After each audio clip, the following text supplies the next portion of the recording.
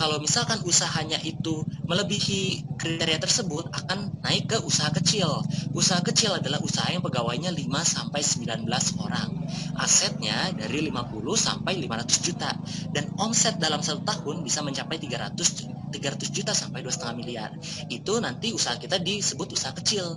Tapi kalau usahanya semakin besar lagi, akan disebut menjadi usaha menengah, yaitu usaha yang pegawainya 20 sampai 99 orang, asetnya dari 500 juta sampai 10 miliar, dan omset tahunannya hingga 2,5 sampai 50 miliar. Jadi untuk seluruh pengusaha yang termasuk di kategori ini, itu sebetulnya namanya UMKM, usaha mikro, kecil, dan menengah. Terus ada lagi namanya franchise atau waralaba. Nah, waralaba ini adalah hubungan kemitraan antara pengusaha yang sudah kuat dengan pengusaha yang relatif baru. Jadi misalkan teman-teman nih melihat ada misalkan toko ayam goreng X gitu, dia tuh brandnya udah kuat, tapi dia bisa ada di berbagai kota. Nah, siapa tahu itu adalah karena ada franchise atau waralaba. Jadi ada pengusaha baru yang membeli seperti sistemnya dari franchise itu. Coba kita cek ya, apa keunggulan dan kekurangan dari franchise di slide selanjutnya. Nah, kelebihan dari franchise ini adalah, kalau franchise ini kan artinya udah ada nih, bisnisnya ini sudah terkenal dahulu. Terus kita sebagai usaha pemula, kita hanya tinggal membeli franchise-nya agar kita bisa membuka usaha tersebut. Jadi kelebihannya itu sudah ada manajemen bisnisnya, dan sudah dikenal masyarakat juga, karena itu franchise-nya itu pasti kan brandingnya udah kuat. Terus kita juga udah ada nih kayak channel kerjasama, dan tim manajemennya itu sudah disusun. Jadi kita udah tinggal eksekusi aja, nggak perlu merencanakan dari nol lagi. Nah, manajemen finansialnya sudah ada, dan juga adanya keamanan dan dukungan yang kuat. Nah, tetapi franchise ini juga ada kekurangannya. Salah satu kekurangannya adalah karena franchise ini itu bisnisnya sudah diatur oleh sang pemilik brand, jadi kita kurang kendali terhadap sistem bisnis. Karena kita harus menuruti dari pemilik waralabanya itu untuk menjalankan bisnisnya. Kemudian ada juga nih biaya untuk waralabanya itu. Selain itu ada juga pemotongan keuntungan. Jadi nggak semua keuntungannya itu buat teman-teman langsung, tapi harus dibagi juga ke pemilik waralaba. Nah, untuk reputasinya juga itu sangat tergantung dengan waralaba lainnya, dan juga terikat dengan channel kerjasama bisnis yang sudah ditetapkan. Nah, kita cek lagi ya, ada pekerjaan seperti apa lagi nih untuk orang-orang berskill kewirausahaan. Ada konsultan bisnis. Jadi kalau konsultan bisnis ini, teman-teman yang misalkan sudah jago nih skill kewirausahaan ya, bisa memberikan konsultasi kepada bisnis orang lain. Nah, jadi misalkan menyediakan jasa untuk konsultasi kepada organisasi atau lembaga tentang cara mengembangkan bisnis yang efektif. Nah, ada detailnya di next selanjutnya. Nah, jadi konsultan bisnis ini akan mengidentifikasi permasalahan apa nih yang ada di perusahaan, atau peluang apa yang mungkin bisa diambil oleh seorang perusahaan. Nah, jadi untuk konsultan bisnis ini akan memberikan strategi dan solusi untuk bisnis orang lain, seperti itu. Selanjutnya, di sisi lain, kita juga bisa loh menjadi social entrepreneur. Jadi seorang wirausahawan yang memiliki nilai sosial yang tinggi. Jadi itu adalah pendekatannya itu lebih untuk memberikan dampak yang berkelanjutan kepada komunitas atau kepada sosial. Coba kita cek ya bedanya social entrepreneur dengan entrepreneur di slide selanjutnya. Nah, jadi untuk social entrepreneur, dia itu memberikan dampak tidak hanya berupa keuntungan finansial aja, tetapi harus juga memberikan keuntungan dampak sosial pada masyarakat. Beda sama entrepreneur biasa yang hanya untuk memberikan keuntungan finansial. Kalau social entrepreneur akan mendapatkan sumber pendapatan dari hasil penjualan ditambah donasi atau hibah. Sementara kalau entrepreneur biasa atau wirausahawan biasa, dia itu hanya mendapat pendapatan dari penjualan. Dan yang terakhir, untuk social entrepreneur, orang yang diuntungkan itu konsumen dan komunitas. Sementara kalau misalkan entrepreneur hanya konsumen aja. Kenapa social entrepreneur bisa konsumen dan komunitas? Karena misalkan nih ada seorang wirausahawan sosial memberdayakan seorang kumpulan pengrajin lokal. Ketika misalkan produknya itu laku, itu kan konsumen diuntungkan, tetapi komunitas pengrajin lokal ini juga akan diuntungkan. Itulah salah satu social entrepreneur, contohnya seperti itu. Nah, coba kita cek di slide selanjutnya. Nah, ada juga sebagai perencana bisnis. Jadi kalau seorang perencana bisnis itu, kita bisa menyusun target, strategi jangka panjang untuk organisasi, membangun hubungan dengan pelanggan, mengidentifikasi peluang bisnis, dan melakukan negosiasi bisnis untuk perusahaan yang akan kita rancangkan bisnisnya. Di slide selanjutnya akan dijelasin lebih lanjut nih. Jadi apa sih pekerjaan seorang perencana bisnis? Yaitu tentunya menyusun dan mempresentasikan rencana usahanya. Terus kita juga bisa memberikan update pengetahuan tentang kompetitor atau tentang pesaing, serta memberikan riset pasar untuk bisnis ini. Nah, kemampuan apa ya yang dibutuhkan untuk perencana bisnis? Di next slide.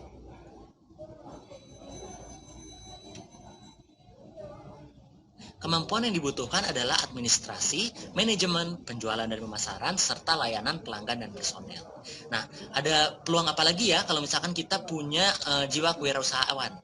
Ada peluang menjadi analis pemasaran. Jadi analis pemasaran ini bertanggung jawab untuk melakukan riset, penelitian, dan memberikan informasi terkait segala hal kondisi pasar dari perusahaan tersebut. Jadi kondisi persaingan dan kondisi pasarnya.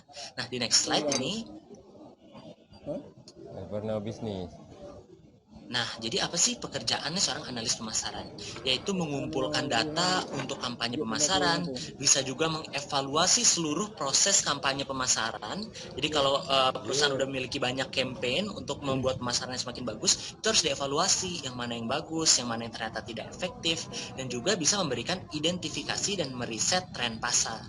Nah, lanjut. Pengetahuan apa nih yang dibutuhkan oleh seseorang yang ingin menjadi analis pemasaran? Pengetahuan Dia pernah BMG ya? Dia pernah BMG. Namanya dang-dang. Manajemen, administrasi, penjualan dan pemasaran, komunikasi, media, ekonomi, dan akuntansi. Bukan banget. Nah, selanjutnya terakhir nih, ada peluang sebagai investor. Investor itu apa? Investor itu individu atau perusahaan yang memang menanamkan modal untuk bisnis lainnya dengan harapan mendapatkan pengembalian uang. Aktif menjadi investor. Kalau yang paling nggak aktif itu pre-investor, terus ada pasif investor. Dan yang paling aktif adalah aktif investor yang emang benar-benar melakukan investasi untuk memperoleh keuntungan yang banyak seperti itu. Nah, lanjut. Oke, sekarang kita membahas tentang tipe-tipe entrepreneur atau tipe-tipe wirausahawan itu ada apa aja. Nah, di slide selanjutnya kita akan lihat nih, ada full-time entrepreneur dan part-time entrepreneur. Apa sih bedanya full-time entrepreneur dan part-time entrepreneur?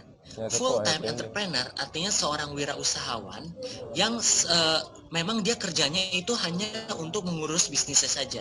Jadi dia nggak punya pekerjaan sampingan lainnya, dia emang secara full-time itu menjadi seorang wirausahawan. Kelebihannya apa? Yaitu dia jadi lebih fokus dalam mengerjakan bisnis yang dia senangi. Karena seluruh waktunya bisa dia alokasikan untuk mengurus bisnis. Dan yang kedua, waktunya tentunya jadi lebih maksimal. Dan yang terakhir, kalau misalkan bisnisnya ini sudah berjalan stabil, dia itu akan mendapatkan banyak waktu luang walaupun pendapatannya besar. Karena kalau misalkan bisnisnya sudah stabil, dia sudah banyak pegawai, dia akan tetap mendapatkan penerimaan, tetapi dia masih bisa lebih bersantai seperti itu. Nah, tetapi ada kekurangannya juga nih untuk full-time entrepreneur. Salah satu kekurangannya adalah sangat bergantung pada penjualan yang dia hasilkan. Jadi kalau misalkan dia tidak punya pekerjaan lainnya, ketika bisnisnya ini rugi, nah dia itu benar-benar udah nggak punya pendapatan lagi karena dia full-time ngurusin bisnis itu. Jadi risiko kehilangan pendapatannya itu jadi sangat besar. Nah, karena risikonya ini sangat besar dan dia banyak mempertaruhkan seluruhnya, jadi dia itu kurang fleksibel untuk bereksperimen atau berinovasi. Karena dia akan cenderung untuk lebih berjaga-jaga nih, jangan sampai rugi seperti itu.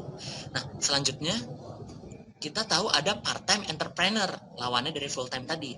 Kalau part-time entrepreneur adalah wirausahawan yang kerja separuh waktu. Jadi dia itu mungkin kerja oleh orang lain, dia menjadi karyawan di tempat lain, tapi dia juga punya bisnis sampingan. Nah, kelebihannya seseorang yang menjadi part-time entrepreneur adalah pertama-tama dia akan memiliki sumber pendapatan tambahan, karena kan dia sudah kerja terus dia tambah bisnis sampingan. Yang kedua, dia bisa risiko kehilangan pendapatannya itu sangat kecil, karena dia kan selain dia itu seorang pekerja, dia juga seorang part-time entrepreneur. Ketiga, dia itu akan mendapatkan benefit sebagai pekerja tetap juga. Jadi mungkin dia bisa dapat asuransi dan yang lainnya ketika dia bekerja sama orang, sembari dia menjadi seorang part-time entrepreneur. entrepreneur.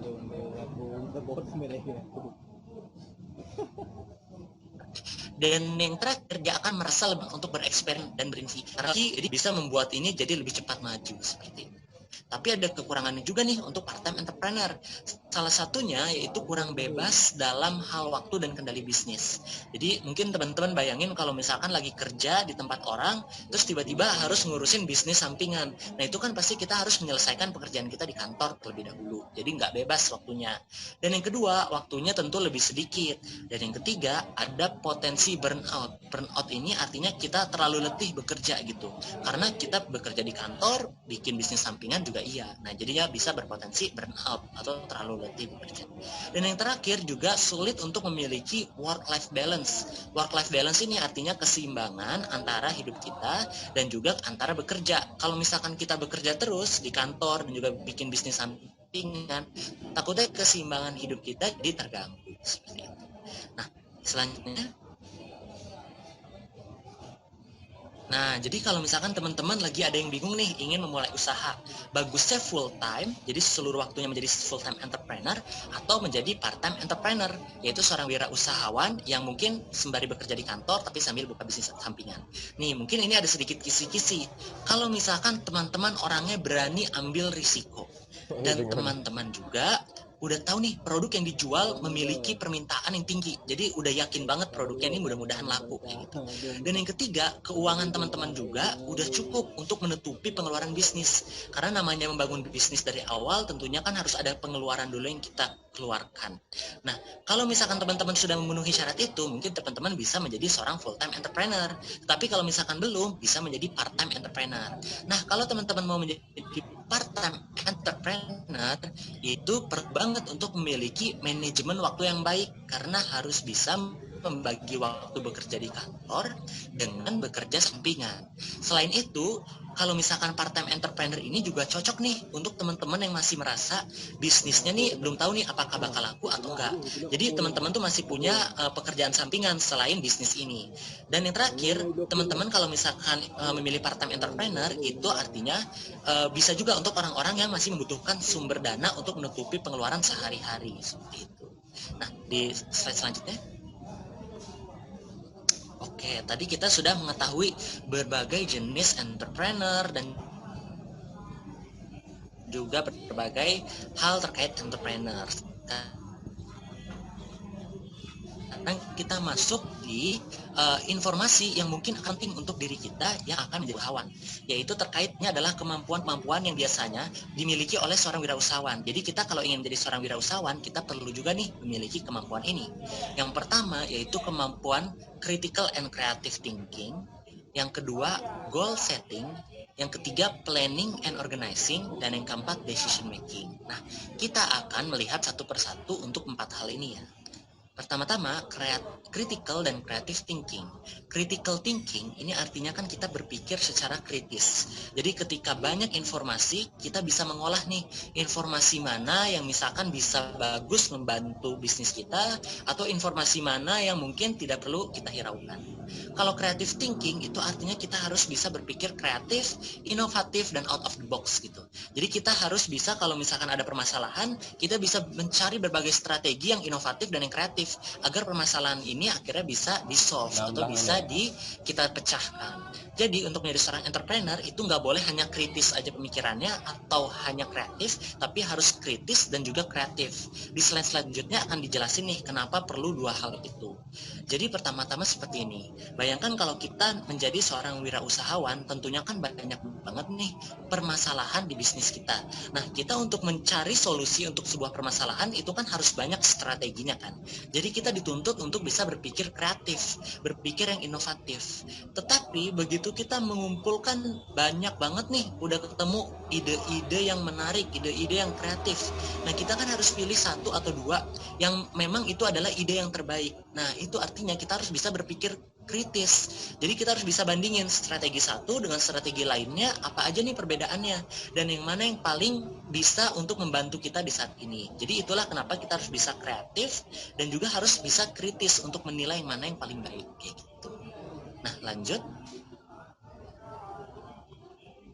Nah, kalau misalkan teman-teman bertanya nih, gimana caranya ya pingin sih berpikir kreatif, tapi kok sampai saat ini yang kepikiran yang itu-itu aja, jadi susah nih untuk berpikir kreatif. Nah, ada nih tips trik untuk memicu pemikiran kita agar menjadi kreatif. Yang pertama-tama, kalau misalkan kita ngerasa pemikiran kita kurang kreatif, kita bisa merangkul rasa penasaran dan menggali serta melakukan hal baru. Jadi kita itu harus menumbuhkan rasa penasaran kita. Seperti seorang anak kecil kan, dia itu sangat penasaran, tetapi dia akhirnya kreatif, banyak melakukan hal-hal baru. Jadi kita kalau mau kreatif juga harus seperti itu. Dan yang kedua, kita bisa memperluas wawasan serta jaringan. Karena kalau misalkan kita ketemu teman baru atau orang-orang baru yang mana itu misalkan uh,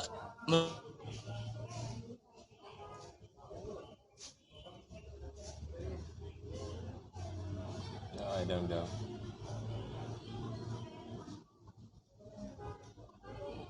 Berdiri bulu remaku.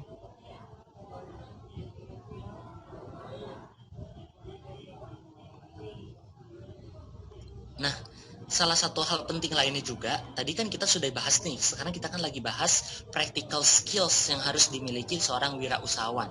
Tadi kita sudah membahas tentang gimana cara berpikir, yaitu harus berpikir kritis dan kreatif. Yang kedua, kita itu ternyata harus bisa menentukan goal atau menentukan tujuan.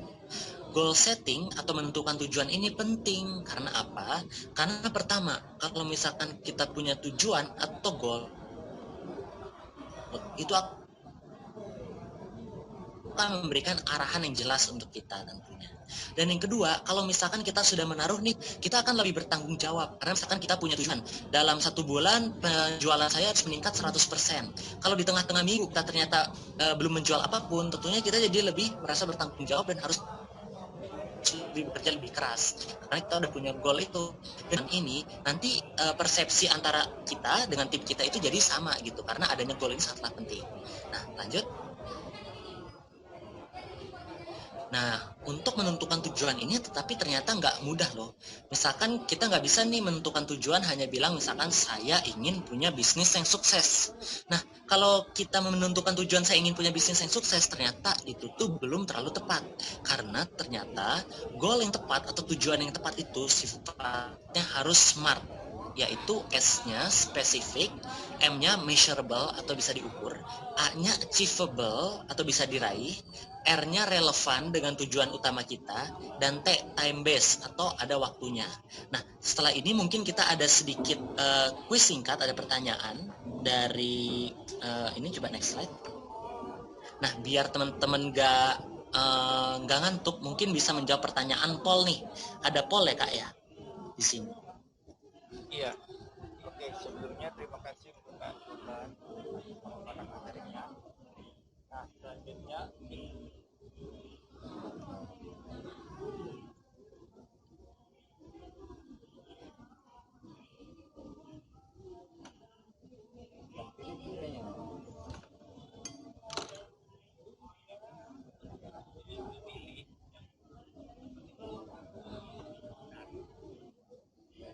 istilah yang tidak termasuk dalam goal setting. Nah, tadi reasonable ada nggak ya? Apa tadi, apa tuh? Kalau achievable tadi ada nih kayaknya. Nah, kira-kira yang mana nih jawabannya?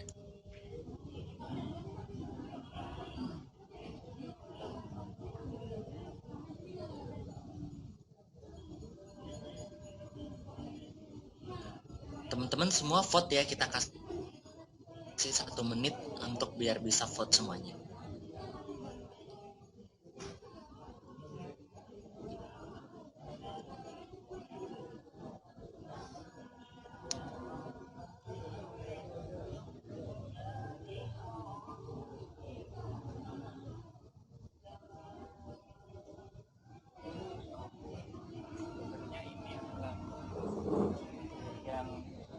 saja selesai dijelaskan oleh Kak Jovan. Satu slide sebelum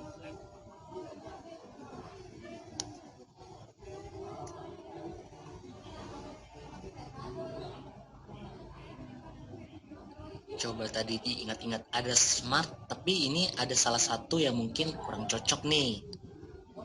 Time based ada ya tadi. Nah, yang mana nih kira-kira nih yang nggak ada?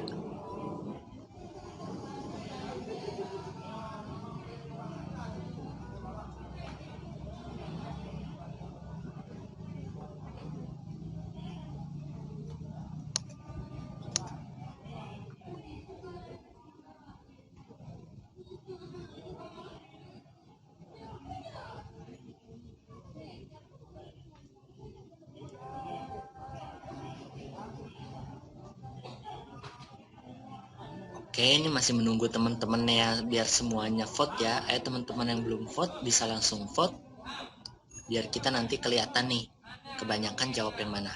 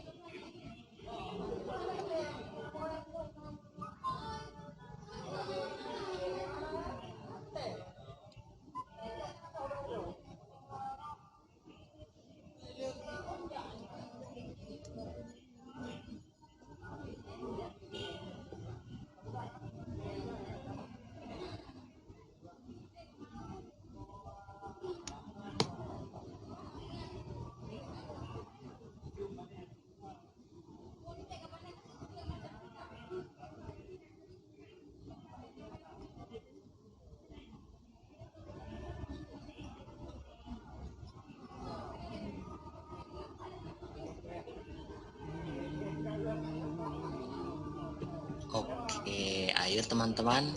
Kisi-kisinya nih kira-kira reasonable ada atau enggak tadi? Measurable mungkin ada ya. Yang masih milih-milih langsung.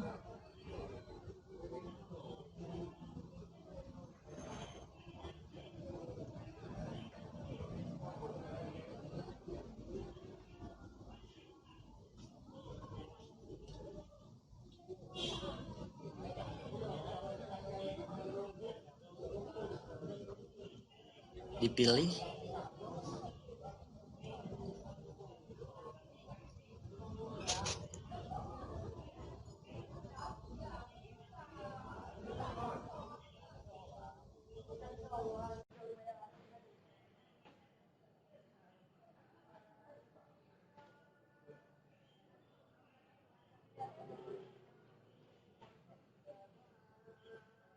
Ada ini.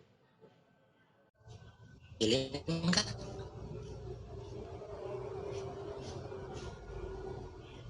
Terus Nah, udah banyak nih yang jawabnya betul. Yang istilah yang nggak ada di dalam goal setting itu yang reasonable atau masuk akal. Nah, karena itu seharusnya relevan. Tapi teman-teman yang misalkan tadi jawabnya masih belum kurang tepat, nah kita bisa bakal langsung bahas satu-satu nih habis slide ini. Oke Kak, terima kasih. Kita ke next slide.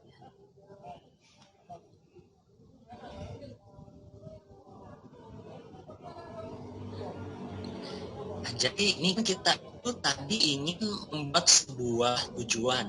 Tujuan ternyata nggak boleh asal. Misalkan kalau kita ada bilang nih, saya ingin bikin bisnis yang sukses. Itu tuh ternyata tujuan seperti itu masih bisa diperbaiki dengan cara membuatnya jadi lebih smart, spesifik, measurable, achievable, relevant, dan yang pertama spesifik. Nah spesifik ini artinya tujuannya harus terdefinisi dengan jelas, detail dan nggak ambigu. Jadi misalkan tadi ingin bisnis sukses, itu bisa dirubah. Jadi misalkan saya ingin bisnis saya memiliki pendapatan yang meningkat sebesar titik-titik dalam waktu berapa lama. Nah itu tuh udah jadi lebih spesifik dan lebih detail. Karena kalau sukses mungkin orang nanya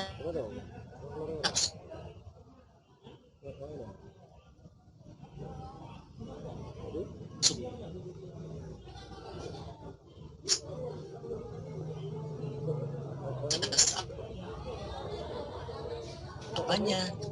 Apakah saya memberikan dampak sosial atau apakah sukses mendapatkan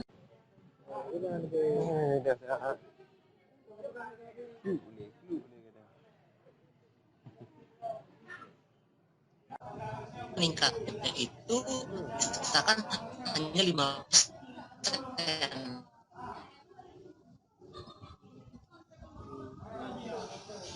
Terus merasa oh ya sudah sukses itu memang harten. Nah kalau misalkan teman-teman itu ada goalnya, jadi dan kapan kita masih harus mengejar lagi goal kita.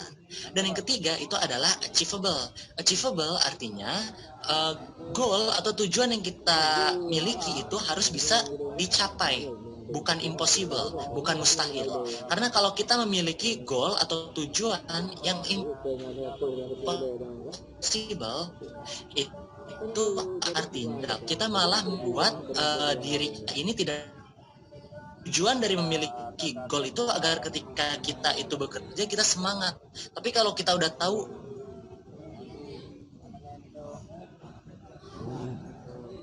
wah goal ini nih mustahil, itu nggak bakal membuat kita termotivasi. Tersisa dua lagi nih, yang R dan yang T. R-nya itu relevan ya teman-teman ya. Nah relevan ini artinya kita realistis dari segi keseluruhan. Jadi goal yang satu dengan goal yang lain itu harus relevan dan bersinergi seperti itu. Dan yang terakhir adalah time bound. Time bound artinya kalau kita punya goal atau tujuan harus diberi tuh. Akan kita bilang, saya ingin pendapatan saya meningkat 150%. Nah itu nggak cukup, harus bilang saya ingin pendapatan saya meningkat 150% selama berapa bulan atau selama berapa tahun kayak gitu. Karena dengan adanya waktu ini kita akan jadi lebih termotivasi. Karena kan emang tujuannya goal ini untuk membuat kita termotivasi dan mengevaluasi kita.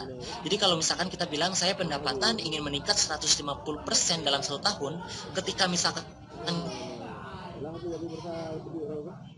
kita dalam 9 bulan itu pendapatannya belum meningkat dan juga akan lebih sering untuk bekerja dengan giat gitu. Itulah gunanya ada time bound-nya. Oke, lanjut. Nah, ini ada contoh nih. Contoh yang di atas adalah contoh misalkan Indonesia menjadi destinasi nomor 1 se-Asia Tenggara. Ini masih belum smart.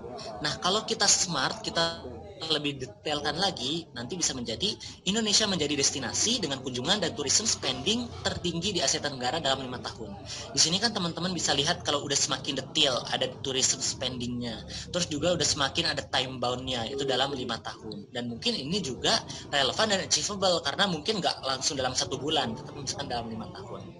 Itu adalah contoh membuat goal setting yang bagus, harus secara smart. Nah, selanjutnya kita udah belajar cara berpikir harus kritis dan kreatif.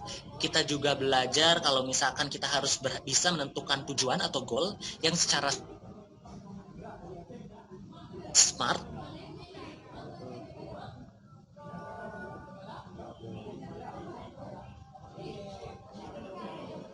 Tadi, dan selanjutnya kita harus harus membuat rencana step by step dari kecil sampai akhirnya kita mencapai goal tersebut. Dengan adanya perencanaan ini kita jadinya tuh tidak impulsifnya apa, kita nggak punya rencana, nanti kita ada satu hal datang kita jadi impulsif ikut-ikutan gitu, ke kanan kiri kita ikut-ikutan, padahal itu siapa tahu menjauhi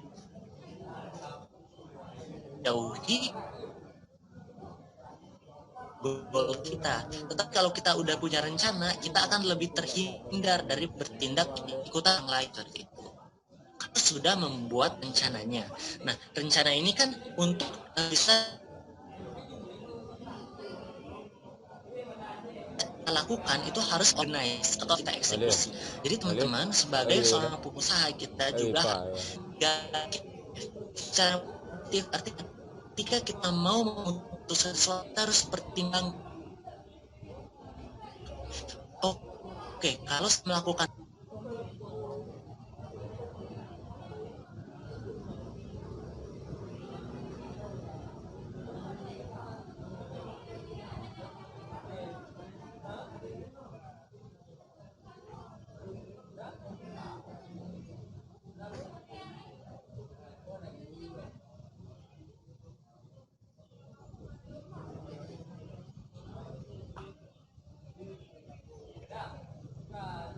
kalau di website artinya teman-teman harus memiliki juga kemampuan membangun website atau mungkin membayar orang yang bisa membangun website. Yang kedua itu di e-commerce. Ini gampang karena teman-teman tinggal bikin aja profile toko teman-teman di e-commerce dan itu juga udah banyak banget orang-orang yang yang beli mendapatkan pasar gitu. Yang ketiga itu di Instagram. Nah di Instagram juga gampang, hanya dengan memposting foto-foto dari penjualan teman-teman. Tetapi ingat-ingat kalau di Instagram terkadang kita butuh follower dan juga konten yang bagus seperti itu. Lanjut. Nah selanjutnya kita juga butuh untuk bisa menentukan target market. Target market itu apa sih? Target market ini sebenarnya seakan-akan misalkan kita ditanya, saya mau jual barang ini, misalkan baju. Nah, bajunya mau dijual kemana? Ketika ada pertanyaan seperti aja, atau orang Bali gitu misalkan, atau mungkin orang luar Hah?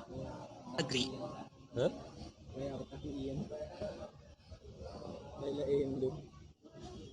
Man. Kanya ako pakai lain. Mati lulu.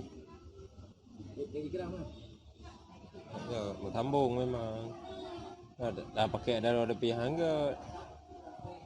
Enggak aja. Suka diskon berarti kita harus membuat diskon dan lain-lain. Ya, Seperti itu. Saya kan pas dulu ya.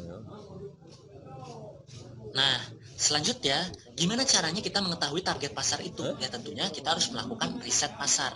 Jadi kita harus melakukan survei, interview, atau wawancara kepada calon-calon target market kita. Coba kita cek ya. Untuk riset pasar ini pun lebih luas.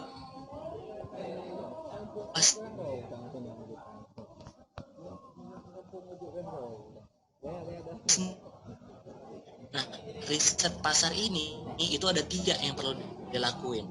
Pertama yang kita lihat nih analisis SWOT, strength, kekuatan, weakness, kelemahan kita, opportunities, peluang yang ada, dan threat atau ancaman untuk kita. Oke, kita lihat satu-satu. Jadi yang pertama harus kita riset di pasar kita.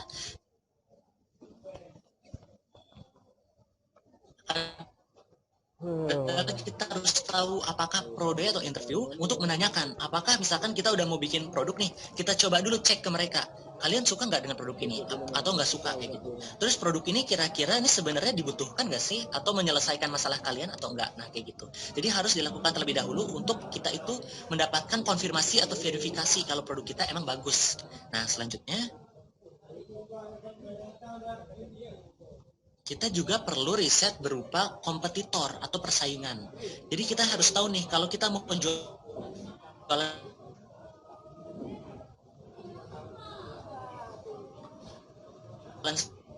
baju gitu, kita harus tahu di sekitar dan mereka tuh kualitas produknya kayak gimana, bagaimana mereka memasarkannya, dan juga harga produk mereka tuh.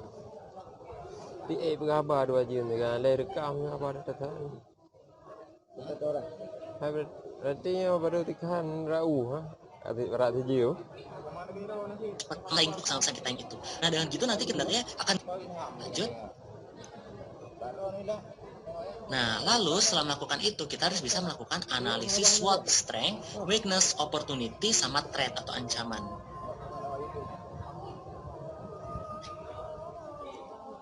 Jadi kita harus tahu nih, apa keunggulan, kalau ada peluang, kira-kira peluang apa nih yang bisa membuat bisnis kita jadi lebih maju. Dan kalau ada ancaman, kira-kira ancaman apa yang membuat bisnis kita bisa terhambat seperti itu. Nah, jadi setelah melakukan riset pasar itu, kita udah yakin nih dengan pasarnya, kita ternyata memiliki produk yang kuat, dan juga kita yakin kita bisa bersaing dengan kompetitor. Sekarang saatnya kita masuk ke pasar dengan melakukan strategi pemasaran. Nah, strategi pemasarannya seperti apa?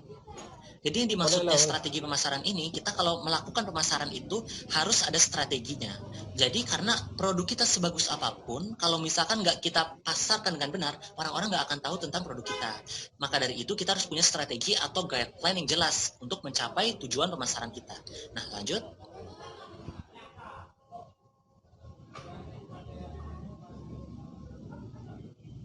Nah, ketika kita melakukan pemasaran, biasanya itu akan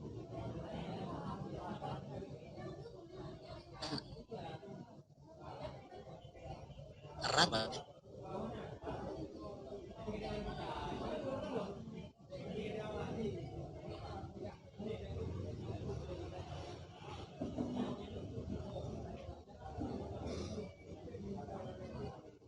Kita usahakan bikin campaign atau bikin sebuah kampanye pemasaran. Kita harus tahu dulu untuk pemasaran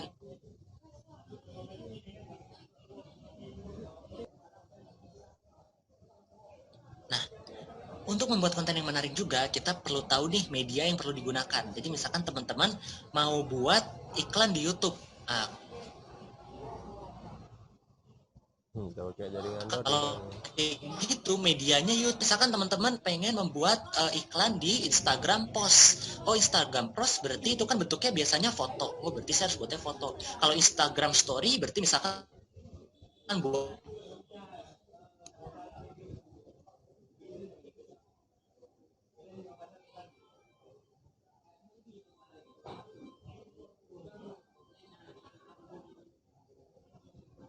buat harusnya nulis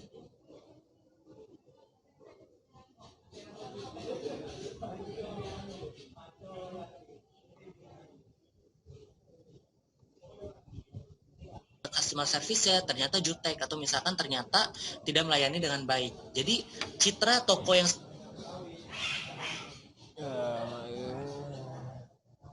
sebenarnya itu bagus dan terpercaya akan memberikan citra yang buruk kepada pelanggan. Jadi pelanggan merasa pengalaman belanjanya tuh nggak senang, nggak asyik. Nah, maka dari itu mengelola customer service juga salah satu hal yang paling penting, karena customer service ini akan menjaga reputasi dari brand kita, dari toko kita kepada konsumen.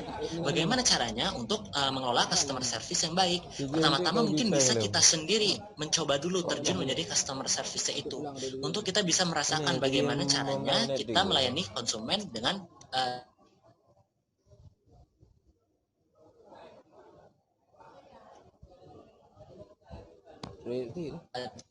nanti setelah itu kita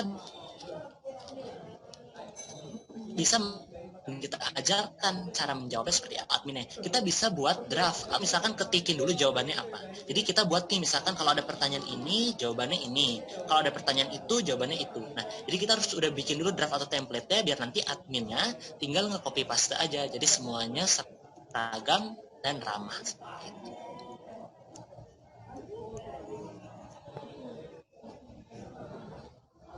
Next slide.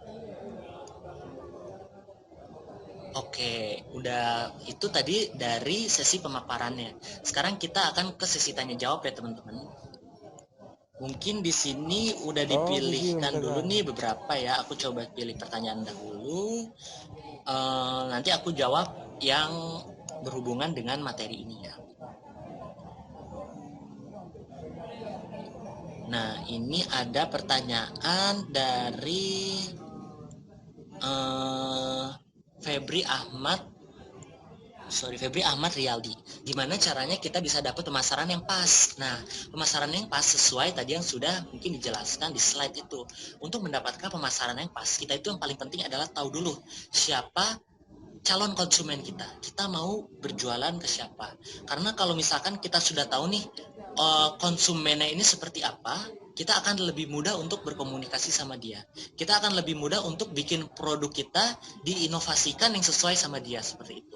Makanya ada tips juga, misalkan kita mau mulai usaha, usahakan itu memang usaha yang dipilih adalah di sektor yang kita emang biasanya hobi atau passionate. Jadi kita tuh tahu benar, tahu secara detail, kita itu expert di bidang itu. Nah, selain itu bisa juga kita bikin usaha yang kalau misalkan kita itu misal kita belanja barang, misalkan kita belanja barang sesuatu, kita tuh benar-benar niat gitu mencarinya. Nah, itu siapa tahu kalau kita bikin usaha di bidang itu juga akan cukup sukses, karena kita tuh benar-benar seorang user atau consumer yang sangat aktif. Jadi entah kita expert atau entah kita itu consumer aktif, nah itu kita bisa tuh membuat usaha di sektor tersebut. Nanti setelah kita tahu, dengan begitu kan kita jadi tahu nih target konsumer kita ini sebenarnya pemikirannya seperti apa. Nanti baru kita bikin pemasaran yang disesuaikan dengan mereka, biar lebih nyentuh juga ke merekanya, seperti itu. Semoga menjawab ya untuk Febri. Nah, selanjutnya ada pertanyaan dari Adrianus Jehadu. Pertanyaannya seperti ini. Bagaimana agar kita dapat selalu mengevaluasi bisnis agar selalu on track kepada hal yang kita inginkan untuk memperoleh kebebasan waktu dan uang. Nah, jadi pertanyaannya mungkin gimana sih caranya melakukan evaluasi gitu ya dari berbagai hal yang udah dilakukan, itu gimana caranya biar on track sama planning kita. Karena kan tadi kita kenakan. Sementara dengan planning ini juga ada eksekusinya kan. Jadi setelah kita rencanakan harus kita eksekusi atau kita organizing tadi, kita taruh tim mana melakukan apa dan tim yang lain melakukan hal apa. Salah satu adalah dengan cara membuat timeline. Jadi kalau misalkan kita udah melakukan team meeting dengan anggota tim kita. Nah, setelah kita selesai meeting, kita bisa minta untuk setiap member itu memberikan timeline ke kita. Timeline itu sebenarnya kayak misalkan ketika meeting kan kita nanti dapat nih hal-hal apa saja yang harus dilakukan. Misalkan setelah meeting berdiskusi kita tahu, oh jadi ada 3 hal yang perlu kita lakukan. Melakukan A, memperbesar B, dan melakukan C, misalkan seperti itu. Nah, langsung setelah meeting kita bisa menanyakan kepada tim terkait mana timeline atau jadwalnya. Jadi timeline itu nanti tim terkait akan bikin, oke, melakukan A akan dilakukan dari bulan ini sampai bulan depan misalkan. Melakukan B akan dilakukan dari minggu kedua sampai minggu ketiga di setiap bulannya. Melakukan C akan dilakukan kapan, seperti itu. Nah, dengan kita meminta timeline, kita akan selalu bisa ngecek progresnya. Jadi nanti setelah timeline-nya itu ada di kita, itu kan jadi lebih rencananya jadi lebih mudah dieksekusi lagi karena sudah ada timeline-nya. Nah, nanti ketika timeline-nya sudah ada di kita, nanti kita tinggal seiring berjalannya waktu tinggal kita cek nih apakah benar sudah dilakukan hal A tadi, karena kalau di timeline harusnya ini udah selesai. Nah, nanti kita cek. Terus kalau misalkan di pertengahan jalan kita ngerasa kok progresnya lambat, harusnya ini kan udah mau selesai, bisa kita push lagi tim terkait untuk biar mengikuti dan menepati janji mereka di timeline tersebut. Jadi untuk evaluasi mungkin bisa dengan membuat timeline itu agar kita itu ketika sudah membuat rencana bisa jelas gitu kapan bisa selesai. Seperti itu. Oke, aku cari pertanyaan lainnya.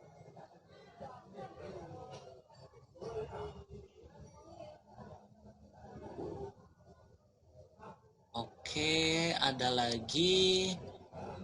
Ada dari Rizky Muhammad Prawira. Pertanyaannya menarik. Apakah pengusaha harus punya modal? Sedangkan sekarang kan musim dropship. Nah, misalkan teman-teman nih ada yang belum tahu apa sih itu dropship. Nah, dropshipping itu kayak kita itu nggak punya barangnya sebenarnya. Jadi kita misalkan tahu nih tempat supplier atau orang-orang yang memiliki barang dengan harga murah.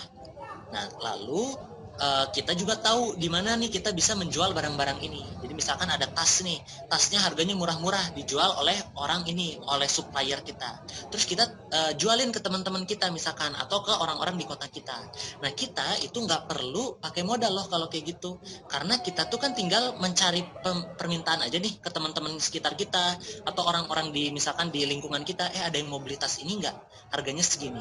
Nanti begitu ada yang mau beli dari kita nggak perlu ngeluarin uang di awal karena kita tinggal langsung kontak suppliernya aja untuk langsung dikirim ke konsumen kita. Nanti biasanya dikirim juga atas nama kita. Itu adalah sistem dropship.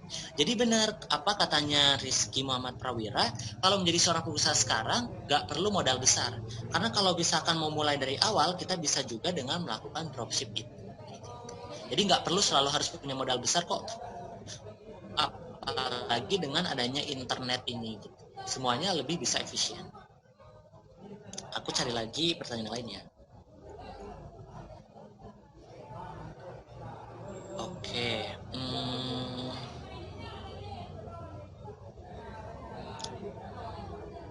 Ada dari Rangga Bagus Maulana. Pertanyaannya, Kak, bagaimana cara menghadapi konsumen yang ribet atau rewel gitu ya. Nah, ini balik ke slide yang customer service tadi. Kenapa customer service itu memang dituntut untuk ramah dan sopan gitu kepada konsumer. Karena yang namanya konsumer, mereka kan ketika mau beli sesuatu, mungkin mereka akan memakai uangnya untuk membeli sesuatu. Jadi mereka mungkin emang ingin mendapatkan sesuatu yang paling berharga gitu untuk mereka. Nah, di saat ketika konsumen itu ribet atau rewel, caranya adalah kalau misalkan kita itu memiliki customer service, pastikan mereka itu memang tetap melayani dengan secara sopan. Karena kalau teman-teman pernah misalkan melakukan call ke customer service, misalkan teman-teman komplain gitu kan, misalkan emosi. Nah, itu pasti customer service kan dia akan tetap ramah, kayak ya mohon maaf atas ketidaknyamanannya, akan kami bantu dan lain-lain seperti itu.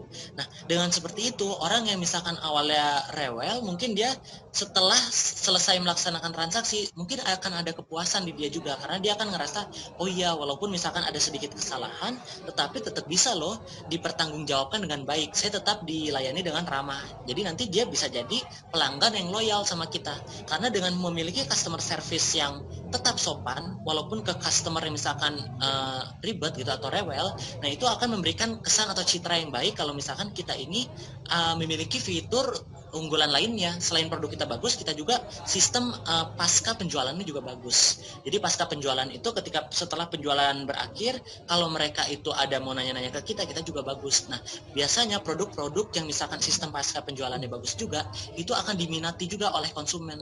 Karena konsumen tuh akan merasa trust atau merasa yakin beli di kita. Karena toh kalau misalkan ada apa-apa, nanti pasti dibantu dengan baik gitu.